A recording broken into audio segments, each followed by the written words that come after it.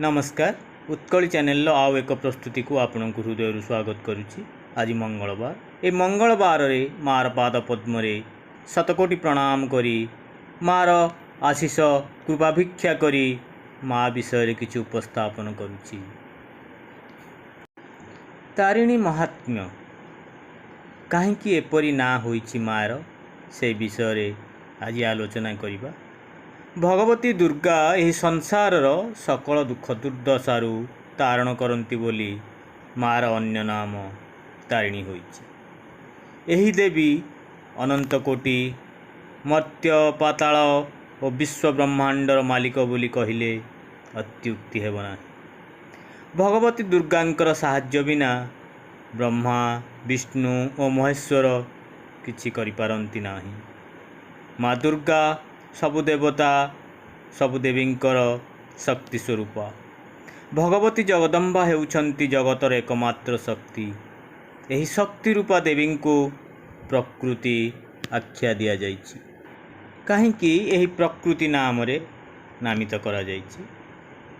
एही प्रकृतिर रूप तीन भाग रे विभक्त एवं एही तीन गुण रे से कार्य करंती। से गुण गुड़िक हैला सत्वगुण, तापरे रजगुण और तमगुण।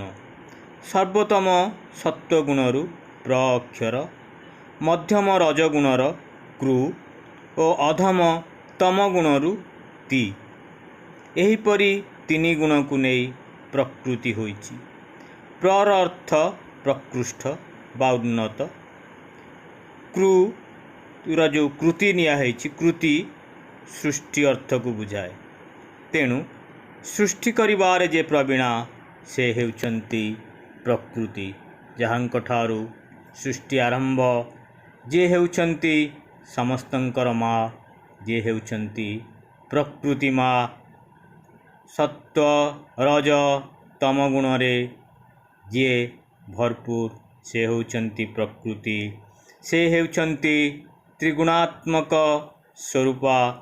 से सृष्टि आरंभरू विद्यमान सही प्रकृति भगवती दुर्गा जीव मानंकु सर्व दुख जंत्रणारू त्राण बा रक्षा करती।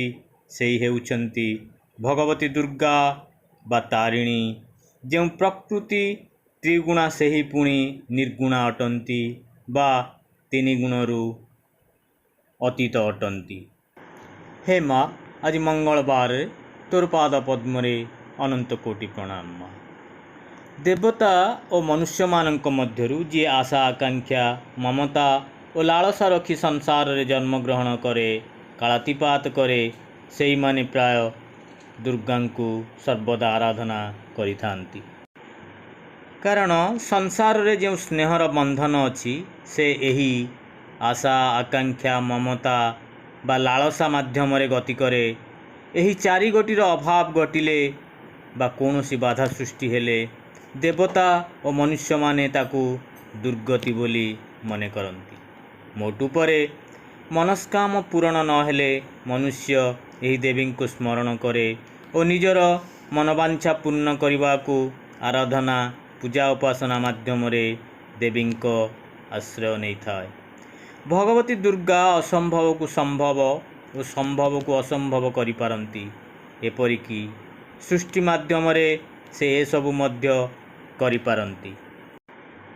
जेउ मानकर कौनसी आशा आकांक्षा नहीं, जेउ माने परम गति और मांकर करुणा लाभ करी से शक्ति साहाय्य रे उच्च कोटिर ज्ञान भक्ति लाभ करंती से ही माने अपुनरागति लाभ करंती।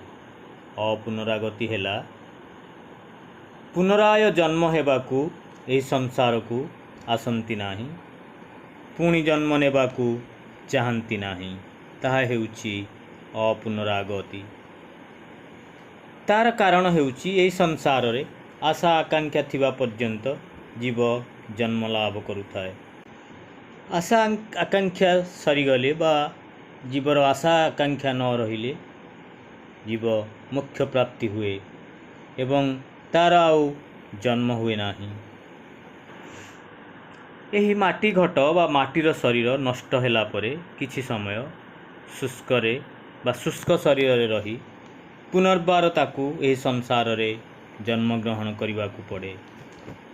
तार पूर्व आशा और कामना अपूर्ण रही जोगु एपरी घटे।